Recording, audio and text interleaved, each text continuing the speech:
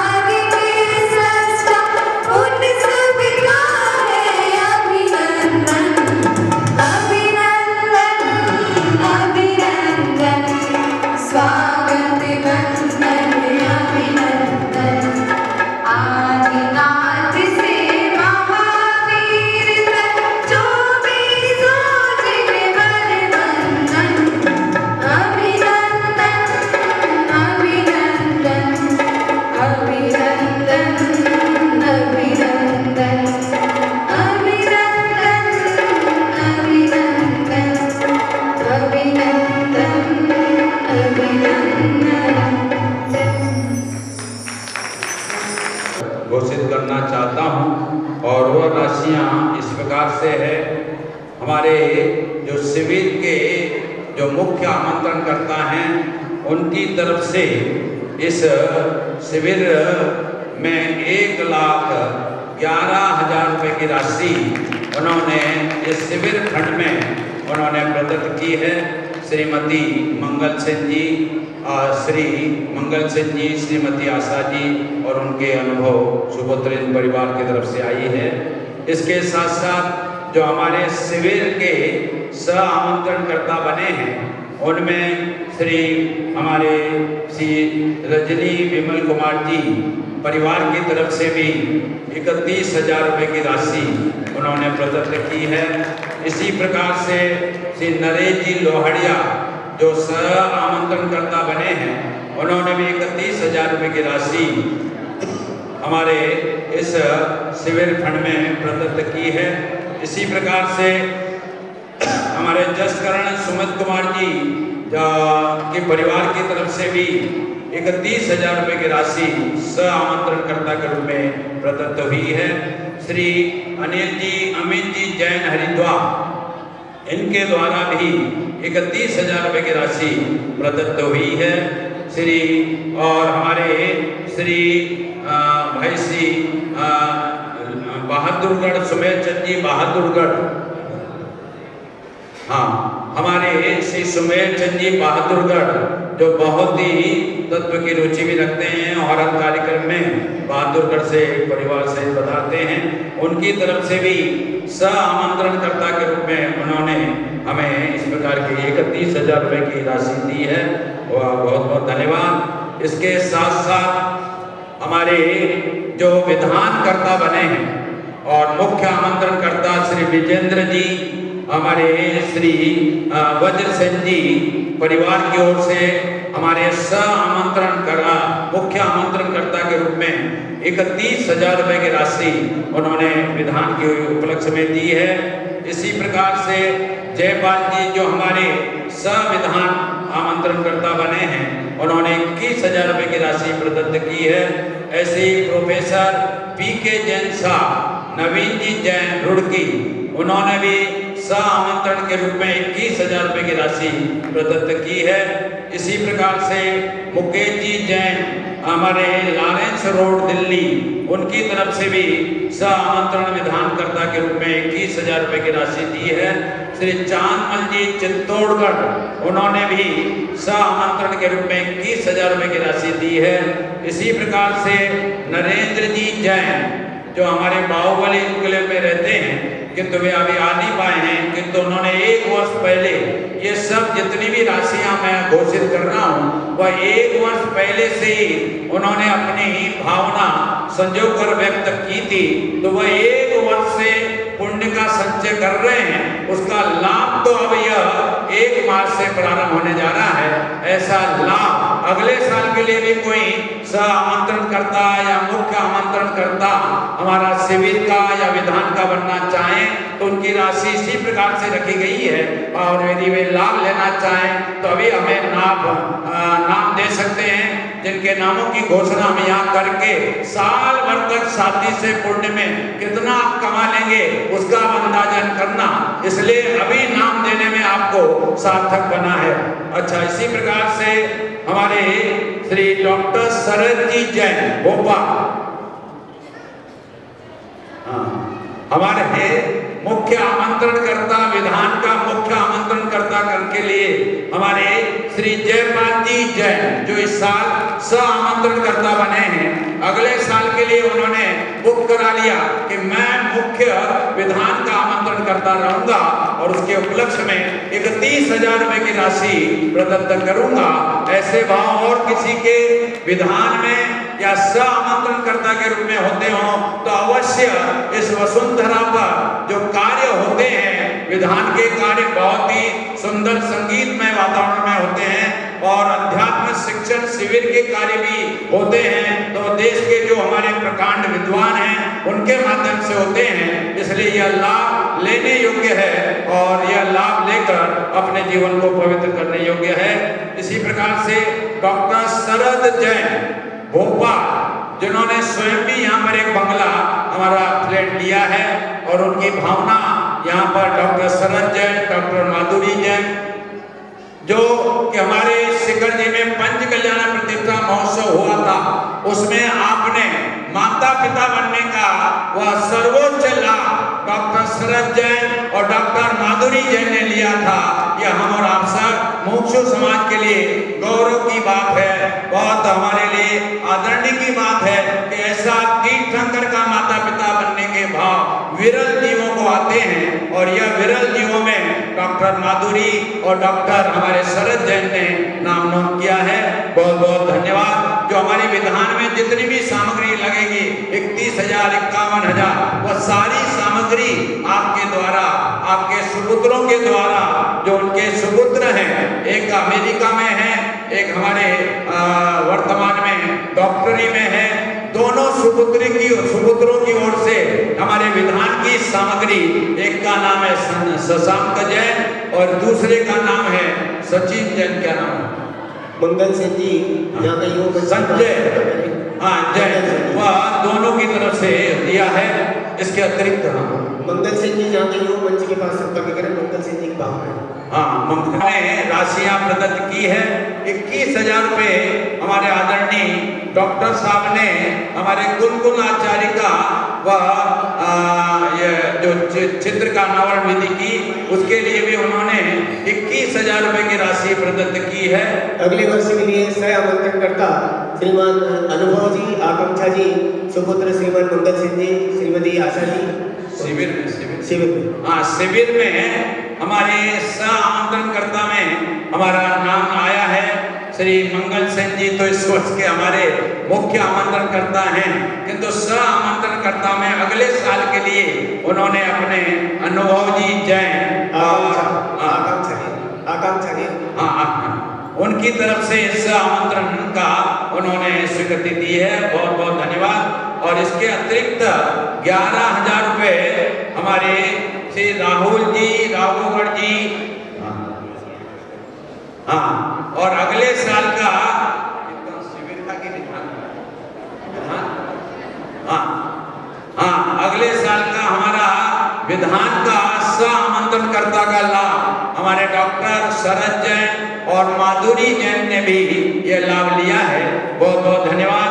इसके अतिरिक्त और भी हमारे पास में 11,000 रुपये की राशि जिन्होंने हमारे इस प्रवचन मंडप का उद्घाटन किया, माननीय श्री हमारे राहुल जी और राघोगढ़ के मंडल ने, उन्होंने 11,000 रुपये की राशि प्रदत्त इस मंडप का उद्घाटन के उपलक्ष्य में दी है। 35 वर्षों से यहाँ दिल्ली में गुरुदेव श्री की जन्म जयंती विश्व मंडल वाले मनाते रहे हैं और हम लोग इधर उधर बड़े बड़े हॉल किराए पर लेकर वहाँ ये सब उत्सव करते थे।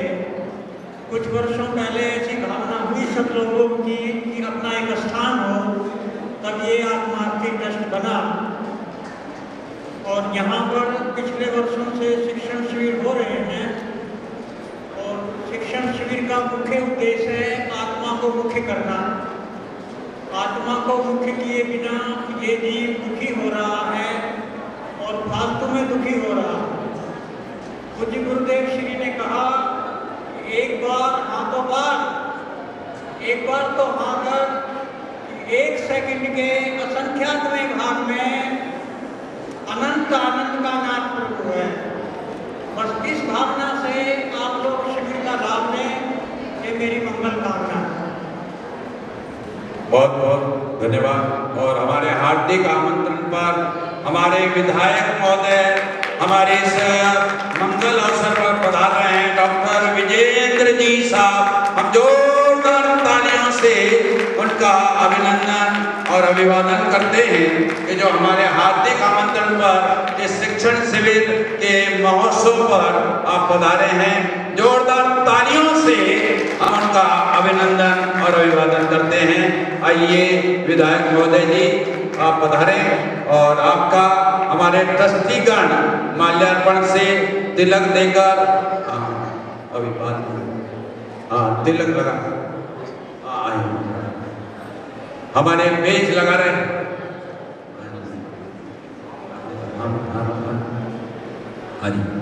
आप माल्यार्पण से उनका हार्दिक स्वागत हमारे ट्रस्टीगण कर रहे हैं और उनसे अनुरोध है कि वे हमारे इस अवसर पर रक्षा सूत्र का वे हमारा वो कार्य करें। आइए और इस अवसर पर लाना ये इस अवसर पर हमारे श्री विजेंद्र जी को हमारे बात में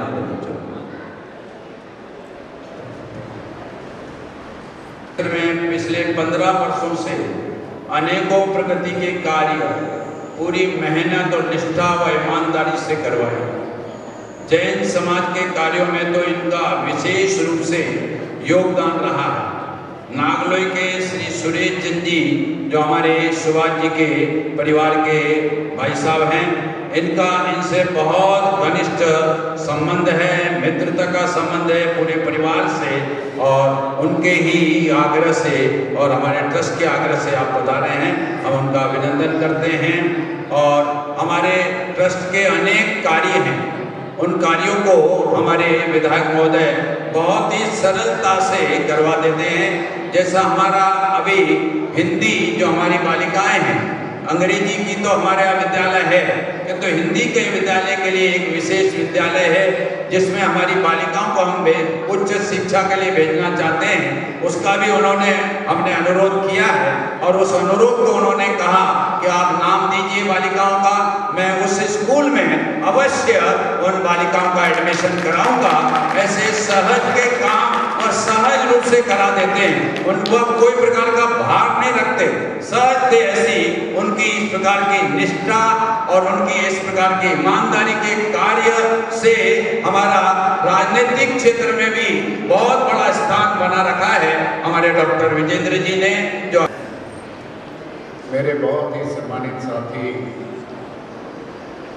और जैन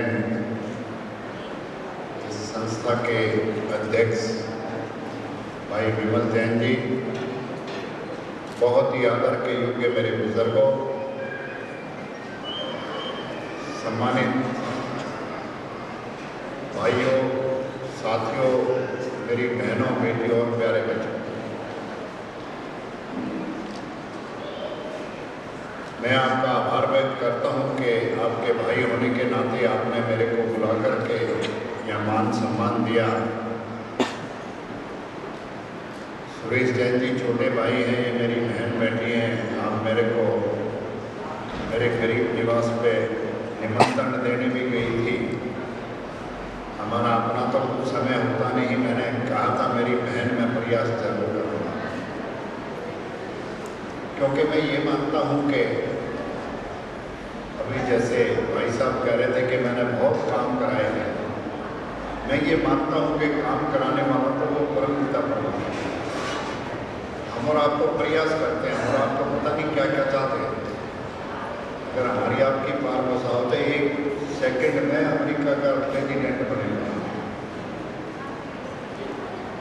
तो जो भी मेरे से बन पाएगा, मेरे को बहुत मान सम्मान दिया है समाज ने। और मैं तो ये बताना चाहूँगा आज के इस शुभ अवसर पर कि मैंने टिकट भी नहीं मांगा था, मेरे को तो जैन मुनि जी के आशीर्वाद से टिकट मिला था। उस समय मांगा भी नहीं था, मैं तो अपने घर जाके सो गया। विनोटी मोड़ के ऊपर मेरा स्कूल है, तो हमारे कुछ भाई आए जैन समाज से, उन्होंने कहा कि जैन मुनि जी आएंगे। हमने भी अपने डायरी में चढ़ा लिया, क्योंकि दिन के 15-20 प्रोग्राम हो जाते हैं। आते आते मैं वहाँ बैठा,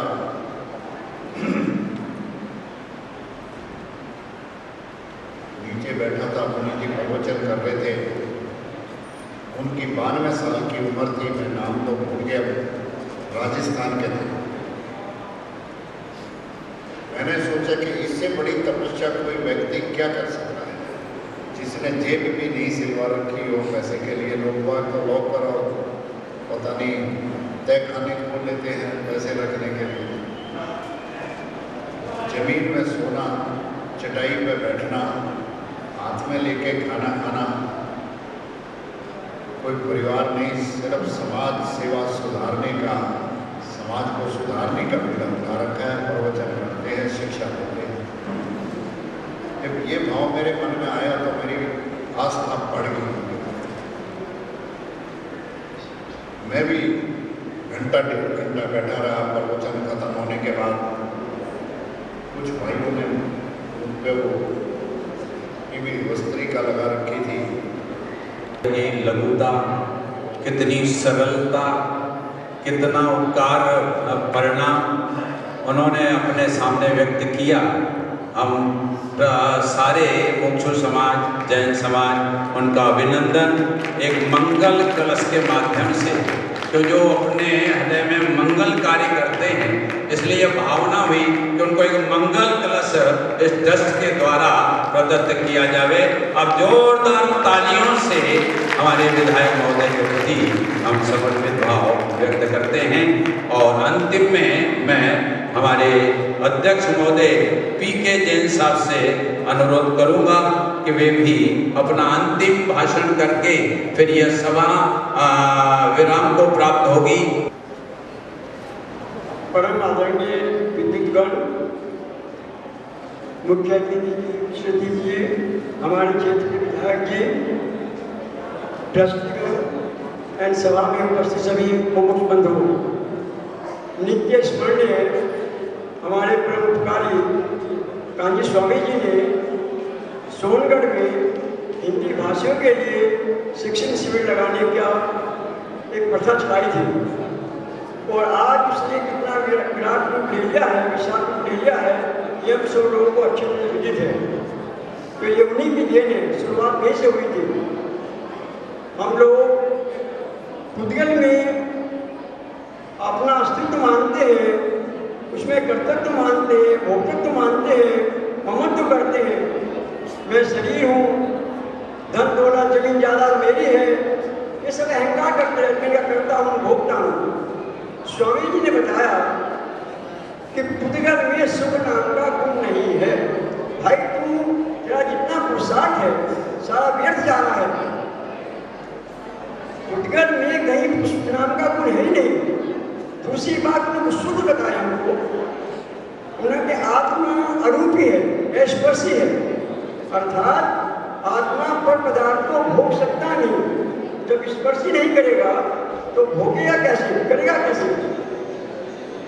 तो स्वामी जी वास्तव में हमको ऐसे ऐसे सूत्र दिए गए हैं आत्म शांति के लिए कि जिनको शब्दों में नहीं कहा जा सकता। लेकिन छोटा सा जो उनके शिष्य थे खेम जी भाई, एक बार उनको अवसर मिला सोनगढ़ में शिक्षण शिविर अटेंड करने का, और मैं उनकी कक्षा में बैठा था। तो खेम जी भाई ने दो बातें बताई जो मुझे याद है, दो बातें उनको याद है। उन्होंने कहा कि उपादान और निमित्त में बड़ा झगड़ा चलता है, हमें ये देखना है कि क्या उपादान है क्या निमित्त है। तो आप जो वस्तुएं उदाहरण के रूप में मान लीजिए रोटी मंडी है, रोटी में आटा है, चकला है, बेलन है, महिला है, गैस आदि आदि।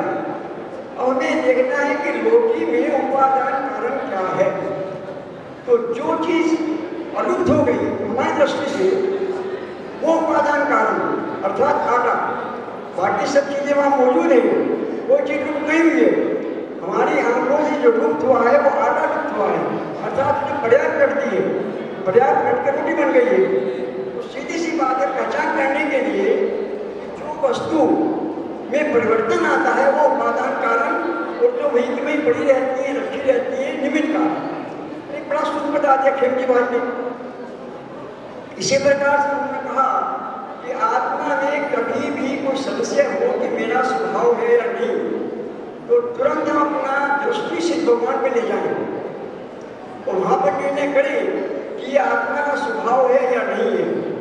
ध्यान के रूप में जैसे कोई बोल रहा है तो बोलना आत्मा का स्वभाव है या नहीं है, उससे भगवान की दृष्टि ले जाए, उससे भगवान तो नहीं बोल रहे हैं, इसका मतलब बोलना आत्मा का स्वभाव नहीं है।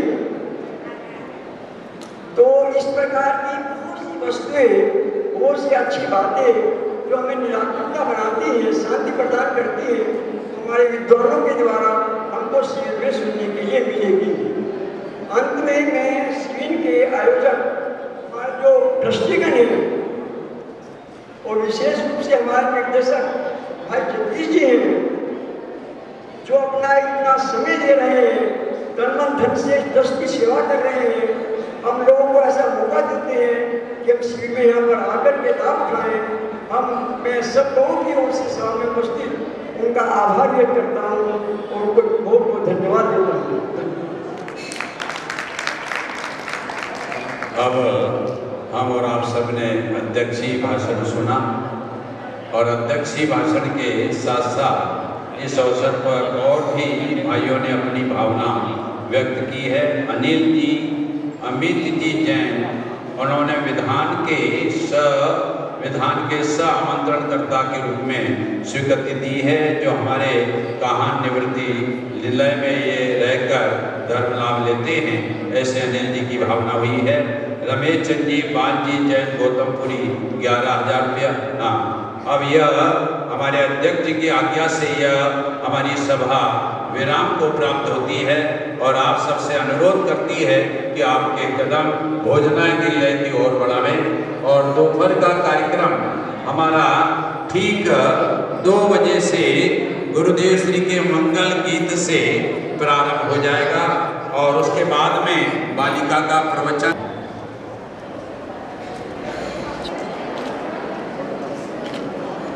ठीक है, आ गया? ठीक है जी।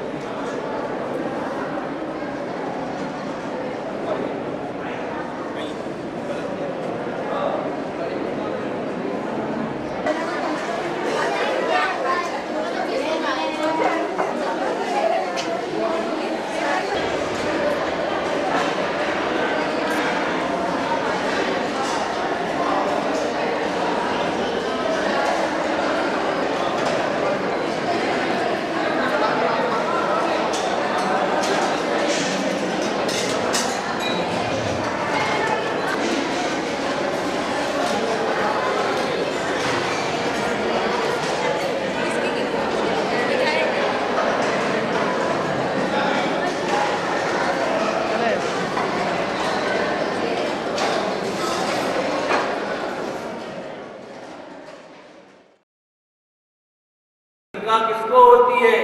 तो कहते हैं कि जो अपराध करता है, अपराध में क्या अपराध करता है? ये परिश्रम भी मेरा है जो निरंतर ऐसा अपराध, जैसे ना जीव को भय सबसे ज्यादा काय का रहता है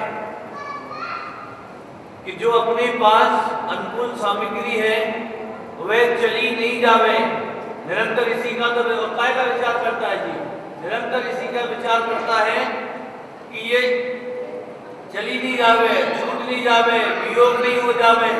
आचार्य कहते कि ऐसा तो परिणाम करते ही काय को। अरे सीधी सी एक बात है कि जो छूट जावे, जिसका वियोग हो जावे, वह वस्तु 3 काल में कभी मेरी नहीं होती। पंडित साहब ने ऐसा लिखा गयब का, विनाशी बाह्य जीवन की आज ममता तजी झूठी, रहे चाहे अभी जाए सहज जीवन हमारा है। हमारा कैसा गजब का सहज जीवन है बताओ, कि चाहे जगत के पदार्थ विनाश को प्राप्त हो जावे, चाहे वे विद्यमान रहे। वो आज कल बोला तो शैलेश भाई ने बहुत बढ़िया मार्मिक बात कही। उन्होंने कहा कि ये त्रैकालिक आत्म तत्व है, इसका कभी हैप्पी बर्थडे नहीं होता और ये कभी एक्सपायरी डेट भी नहीं होता ना। मैं कैसा हूं, मेरा कोई जन्मदिन नहीं, कोई बर्थडे नहीं मेरा, और कोई एक्सपायरी डेट भी नहीं। ये जो नवीन जन्म लेवे, नवीन पर्याय उत्पन्न होवे और जो विनाश को प्राप्त हो जावे, कहते मैं तो ऐसा हूं ही नहीं, काम ही खत्म। वो जो पंडित साहब ने वहां पर जैसा लिखा कि विनाशी बाह्य जीवन की आज ममता तजी झूठी, ये कौन सी ममता? ममता का नाम ही झूठा है, क्योंकि इसी ग्रंथ के बंदाधिकार में आचार्य अमृतचंद्र देव ने कितना ऐसा लिखा अधिवसानों के लिए कि ये अधिवसान अपने प्रयोजन की सिद्धि कभी नहीं करते, केवल मात्र अपने अनर्थ के लिए है। इनसे अपना अनर्थ होता है, जगत का कभी भला नहीं होता। देह के प्रति अनंत राग है, देह के प्रति अनंत एकत्व बुद्धि है, तो कहते हैं कि ये एकत्वपना ये झूठा है। क्यों? कि अनादिकाल से इस जीव ने अनंत प्रयत्न किए, अनंत उद्यम किया, तो एक पर्याय में भी जीव को, देह को अपना नहीं बना पाया। क्योंकि जो कर्म के उदय से मिले, जो अनित्य स्वरूप धारण किए हुए हो गए, वो जीव का कैसे हो जाएगा? अरे जो किसी के आशीर्वाद से मिलता है भाई साहब, तो वो किसी के श्राप से चला भी जाता है। पंडित टोडरमल साहब ने मोक्षमार्ग प्रकाशक के तीसरे अधिकार में कितना लिखा कि देह और आत्मा का संबंध तो कर्मोदय ने कराया है। तो ये देह तो कर्म के अनुसार कभी किरस होती है, कभी स्थूल होती है, कभी नष्ट होती है, कभी नवीन उत्पन्न होती है। ये कर्म के अनुसार ही परिणमन करती। जी फालतू में इंकार करता है कि मैं 10 साल का, 25 साल का, 50 साल का, मैं काला गोरा, मैं स्वस्थ, मैं रोगी, मैं निरोगी। वो कहते हैं देह और आत्मा का संबंध किसने कराया? कि भाई साहब कर्म ने कराया। तो जब कर्म ने संबंध कराया तो इसकी रखवाली कौन करेगा? ये कर्म करेगा। तुम काहे को विकल्प करते हो? तुम काहे को विश्राम करते हो? पैसा काहे से आया? ये पुण्य के उदय से। जब पैसा पुण्य के उदय से आया तो जाएगा काहे से? ये पुण्य का उदय खलास हो जाएगा तो चला जाएगा। तो तुम इंकार काहे का करते हो? ये अपराध जो ये 3 से 1 2 3 नंबर की गाथा में आचार्य जी फरमाते इसका नाम अपराध। तो किसे अपराध? जैसे भी कहा ना कि पिंजड़े में बैठा हुआ पंछी आसमान में स्वतंत्रता छोड़ने वाले पंछियों को देख के तड़पता है, हम कब छूटे हैं, कब छूटे हैं। ऐसे ही जो ज्ञानी होते हैं ये पर्याय की अनित्यता को देखते हैं, स्वभाव की एकाग्र दृष्टि होती है, वे भी अंदर में बहुत तड़पते हैं। ये कहते ज्ञानी दुखी नहीं होते, ज्ञानी को भय नहीं। अरे ज्ञानी को भय भी होता है, ज्ञानी दुखी भी होते हैं, परंतु दृष्टि जुदी होती है उनकी। परिणाम बिगड़ने का ज्ञानियों को भय होता है। जिन टोडरमल जी साहब ने कहा ना, जिन आज्ञा भंग होने का भय होता है, परिणाम बिगड़ने का शब्द भय नहीं होते। ये बात पक्की है। ये छूटेगी के रहेगी ये भय नहीं होता उनको। कौन सा भय होता है उनको? ये भय होता है परिणाम बिगड़ने का बहुत भय। टोडरमल जी साहब ने खुद ने लिखा कि आ जावे और परिणाम बिगड़ जावे, वो एक जुदी बात है। इसका नाम अपराध कह रहे हैं। ये आचार्य देव अपराध कहते हैं कि जो वंद की शंका होती है वह नियम से अपराध करता है। अब ऐसा हो गया, अब ऐसा हो गया, आचार्य कहते तो ये खोटे परिणाम करते। देखो इसकी समापन करूं, आज टीका का समापन भी करना है तो जब इसकी पढ़ूं इसमें किसका नाम अपराध है?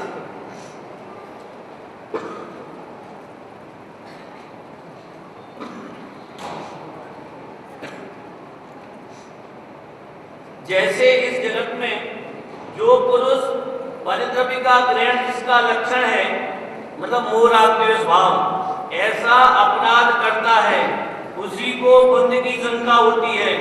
और जो अपराध नहीं करता उसे बंध की शंका नहीं होती।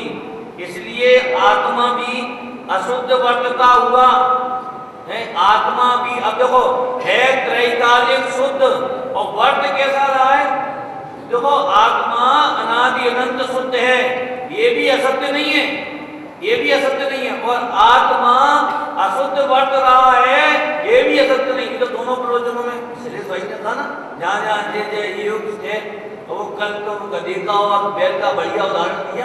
सबको बड़ी प्रसन्नता हुई कि किसका कान पकड़ना और किसकी पूंछ पकड़ना। अगर उल्टा हो जावे तो वहां भी पिटेगा और वहां भी पिटेगा। तो ऐसे ही अपेक्षाएं नहीं समझेगा तो कहेगा तो ये कि हम मोह का अभाव कर रहे हैं, भैया मोह का पोषण करता हुआ चला जाएगा। समझेगा ये कि हम धर्म कर रहे हैं और मालूम पड़े कि धर्म के नाम पर मिथ्यात्व का पोषण कर रहा है। समझ तो ये रहा है कि हम कर्म काट रहे हैं और कर्म काटने के चक्कर में पता ये चले कि हम कर्मों को और बंधन तीव्र करते जा रहे हैं। विपरीत दिशा में चले ना तो एक 100 की स्पीड पे, 1 से 20 की पे, 1 से 40, तुम विपरीत दिशा में जितनी तेजी से चलोगे उतने अपने लक्ष्य मंजिल से दूर हटते हुए चले। यहाँ क्या कह रहे हैं अमृतचंद भगवान? अमृतचंद भगवान ये कहते हैं इसी प्रकार जो आत्मा अपराध करता है वह अशुद्ध वर्तता हुआ। इतना सुने और फिर भी अंदर में अशुद्ध वर्त रहा है। देखो कहने की 100 बातें होती हैं, लोग कह भी देते हैं। तुम जितनी ये गाल बजा देते हो ना, मोह छोड़ो, देह छोड़ो, देह से ममता छोड़ो, महाराज इतना आसान नहीं है। मालूम ये मोह की इतनी चर्चा सुनने पर भी मोह हमारे हृदय से स्थिर क्यों नहीं होता? उसके 2 कारण हैं। एक तो ये कि अभाव मोह का करना है, काम मोह के पोषण से के करते हैं, मोहियों की संगति में बैठते हैं, मोह की चर्चा में प्रसन्न होते हैं और मोह की वृद्धि के काम करते हैं। अब मोह कैसे हो?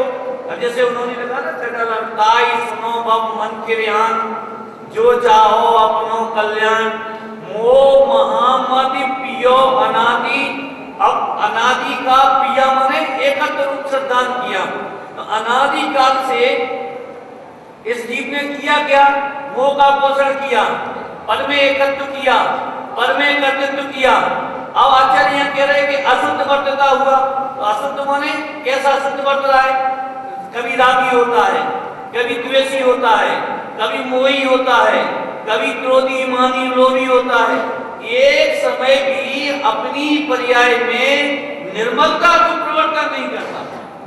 निर्मलता रूप प्रवर्तन करे कैसे? जब तक भेद ज्ञान नहीं होवे तो निर्मलता भी वैसा प्रकट नहीं होती। और भेद ज्ञान का होवे जब तत्व का अभ्यास होवे। देखो अपने यहाँ एक बहुत बड़े विद्वान हुए पंडित भागचंद जी छाजड़ साहब, उन्होंने एक सत्ता स्वरूप नाम का यहाँ भी विराजमान किया। सत्ता स्वरूप अभी मैं कहूँ हाथ उठा के बताओ कौन कौन से ग्रंथ विराजमान लोगों ने, देखो जिनने विराजमान किए उन्हें ये पता है हमने फलाना ग्रंथ विराजमान किया। पर यहाँ कौन कौन से ग्रंथ, जैसे कोई पत्रिका वगैरह होती है ना, तो बहुत सारे लोगों के नाम दिए जाते हैं, तो पूरी पत्रिका नहीं पढ़ता। जैसे कोई गार्डन वाले होंगे तो वो देखेंगे इसमें मेरा नाम आया कि बाकी किसका है किसे मुझे नहीं पता, मेरा आया कि नहीं आया। क्या कहा? जैसे विशिष्ट अतिथि होंगे तो वो विशिष्ट अतिथि केवल वो विशिष्ट अतिथि वाला पलक पढ़े। विद्वान कौन कौन आ रहे हैं वो ये नहीं देख रहे। ऐसे ही यहाँ कौन कौन से ग्रंथ रखे हैं सब नहीं देखे होंगे। हमने ये भला ग्रंथ विराजमान किया जो मेरा कभी भी आएगा तो सबसे पहले बोलते हो ये हमने एक हमारा एक ग्रंथ था। दूसरी बात उन्होंने उसी प्रकरण में लिखी, धन समय शक्ति कसाय जितनी लौकिक कार्यों में खर्च करते हो इससे अनंत गुनी ज्यादा अगर पीतराग मार्ग में नहीं है तो तुम्हारी गरीब मिथ्यात्व का त्याग है। जैसे हमने वो उस दिन उदाहरण दिया था ना कि अशुभ राग से शुभ राग कितना बलवान होता है, कि इतना बलवान होता है कि जंगल में सीधा सीधा सीधा सीधा करते चल रहे थे और वो देखा कि जटायु मरणासन्न की अवस्था में है तो वो सीता को भूल गए और उनका समाधि मरण कराने लगे। क्यों? उस समय सीता का विकल्प कहां चला गया कि धर्मात्माओं के अशुभ राग से ज्यादा अनंत गुना ज्यादा राग धर्मात्माओं के प्रति वात्सल्य के प्रति होता नहीं होवे तो वो ज्ञानी नहीं भाई साहब। कि तुम्हें अपनी पड़ी है, हम अपनी सीता को ढूंढे के तुम्हें समाधि मरण कराए मर गए। कभी कभी लोग ऐसा कह देते ना है कि बेटा कहाँ जा रहे, दुकान जा रहे, हमें मंदिर, तुम्हें मंदिर की पड़ी 24 घंटा मंदिर में दुकान पे ले दो जाएंगे तो बताओ ये तो दशा है हमारी। अब कहाँ से ग्रहित विद्यार्थी छूटेगा? पर मुझे ये प्रकरण भी नहीं कहना, मुझे तो उसी सत्ता स्वरूप में से दूसरा प्रकरण बताना आपको। उसमें ऐसा लिखा है ये तत्व ज्ञान की समझ में आता है। तो पंडित भागचंद जी साहब कहते हैं कि जिनकी भली होनहार है, जिनकी काल लब्धि निकट आई है, जिनका भवितव्य सुंदर है, उन्हें अपने किए हुए समस्त उपाय झूठे प्रतिभाषित होते हैं। क्या कहा? अपने उपाय माने सुखी होने के जितने उपाय हैं वे सारे उपाय झूठे प्रतिभाषित होते हैं। सुखी होने पैसा उन्हें किन्हें लगेगा कि पैसा कर्म की वजह से आता है, पैसा कमाने से नहीं आता, कि जिनकी भली होनहार है। दवाई से रोग ठीक नहीं होता, पुण्य के उदय आएगा तो पुष्कल प्रमाण किए हुए उपाय असत्य बंद कर दिए। का ग्रहण जिसका लक्षण है ऐसा अपराध करता है उसी को बंद की शंका होती है, तथा जो शुद्ध वर्तता हुआ अपराध नहीं करता, शुद्ध वर्तता हुआ माने जो राग नहीं करता, जो मोह नहीं करता, जो परिद्रव्य में प्रीति भाव नहीं करता। देखो जो परिद्रव्य में प्रीति भाव करे वह तो अशुद्ध वर्तता हो गया, अपराधी है। मालूम कैसा अपराधी है ये अज्ञानी जीव, कैसा अपराधी है? कई बार बुद्धदास जी ने लिखा है ऐसा कि जीव के ऊपर माथे पे चढ़कर जब मोह बोलता है तो वो मोह कैसे बोलता है? देखो बर जो वन में पुत्र को भी योग आयो, जैसे ही निहारी निज नारी काल मग में, जे पुण्यवान जीवे दिसतिया मही पर, रंग भय फेरे ते ऊपर नहीं न पग में, एते प्रिया भाग धनु जीवन सौंदर्य राग, होए न विराग जाने रहो बवालग में, आखन भी लोके अंधे सुसे की अंधेरी करे, ऐसे राजे रोग कोई राज का जग में। अब वो तो क्या कह रहे? ये राज रोग कह रहे, और इस संसार में इस राज रोग का है राज तरफ की घोषणा, ये भी कोई पुण्य का उदय, ये राजा दशरथ का आशीर्वाद नहीं, और सवेरे बनवार ये केकई का श्राप नहीं, ये रामचंद्र जी के अपने पाप कर्म का उदय था। अगर लोग केकई को गालियां देते हैं तो उनको पद्म पुराण गंभीरता से पढ़ना चाहिए, और वो करे क्या, पढ़े कौन? टीवी पे देख ली ना रामायण, तो वो कहते हमको सब पता है, पूरा याद है। वो मंत्रा के कहने पर केकई ने वरदान मांगे तो तुम्हें वो ऊपर ऊपर की दशा दिख रही, वो भीतर की दशा नहीं दिख रही। रामचंद्र जी के अगर पाप का उदय नहीं होता तो विश्व का एक एक अणु केकई बन जाता, और तो अभी राज कलंक को नहीं रोक पाता। अपने यहाँ करणान योग गणित इतना सख्त है, अगर जो जिसकी जैसी, अरे जगत की सारी व्यवस्थाएं करनी तो उदय की आदि ने, सच कहता हूं, अगर जीव अगर विकल्प करता है भगवान की जय हो।